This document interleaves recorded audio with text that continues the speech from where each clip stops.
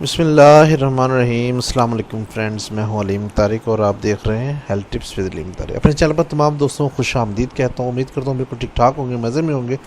نئے آسان اور انتہائی سستے 3 نسخے سے آپ لوگ مستفید ہو رہے ہوں گے۔ ویڈیو شروع کرنے سے پہلے تمام بہنوں بھائی سے ریکویسٹ ہے، جن لوگوں نے ابھی تک چینل کو سبسکرائب نہیں کیا ہے، برائے مہربانی ویڈیو کو لائک کریں، چینل کو سبسکرائب کریں، نوٹیفیکیشن بٹن کو آن کریں تاکہ میری ہر نئی ویڈیو آپ کو نوٹیفیکیشن کے صبح مل سکے۔ بہت شکریہ۔ اب بذریعہ پارسل پاکستان میں کسی بھی جگہ آپ گھر بیٹھے دوا آرڈر پر منگوا سکتے ہیں۔ تیار شدہ دوا کے حصول کے لیے ویڈیو کے آخر میں دیے گئے نمبرز پر آپ رابطہ کر سکتے ہیں۔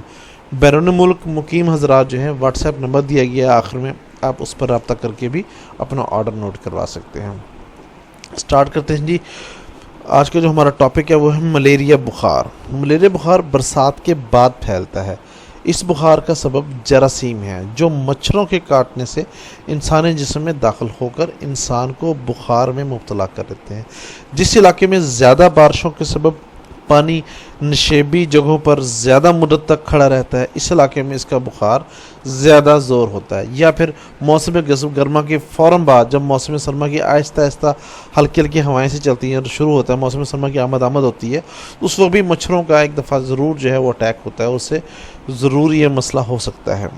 جب کسی آدمی کو ملیریا ہونے لگتا ہے تو ابتدا میں اس کی طبیعت سست اور بے چین ہونے لگتی ہے، اسے سردی محسوس ہونے لگتی ہے اور ابکائیاں آتی ہیں، بدن میں ٹوٹن محسوس ہوتی ہے، مریض کا جی چاہتا ہے کہ وہ دھوپ میں یا آگ کے پاس جا کے بیٹھے۔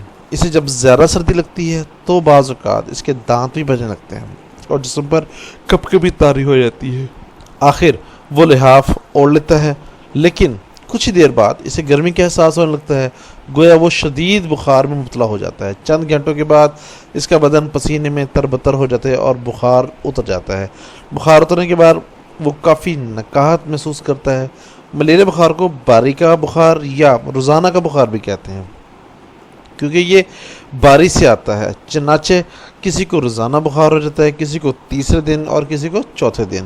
بخار کی یہ تینوں اقسام ایک ہی مریض کو بھی لاحق ہو جاتی ہیں۔ جب کسی مریض کو ملیریا بخار ہو جائے تو یہ نسخہ استعمال کریں، انتہائی مجرب اور تیز بہدف ہے۔ اگر کسی مریض کو ملیریا بخار کے ساتھ قبض بھی ہو تو پہلے قبض کو دور کیا جائے، کیونکہ قبض ملیریا بخار کا مددگار ہوتا ہے۔ مطلب جو ضروری ہے کہ ملیریا بخار والوں کو قبض بھی، کانسٹیپیشن بھی زیادہ تر ہوتی ہے۔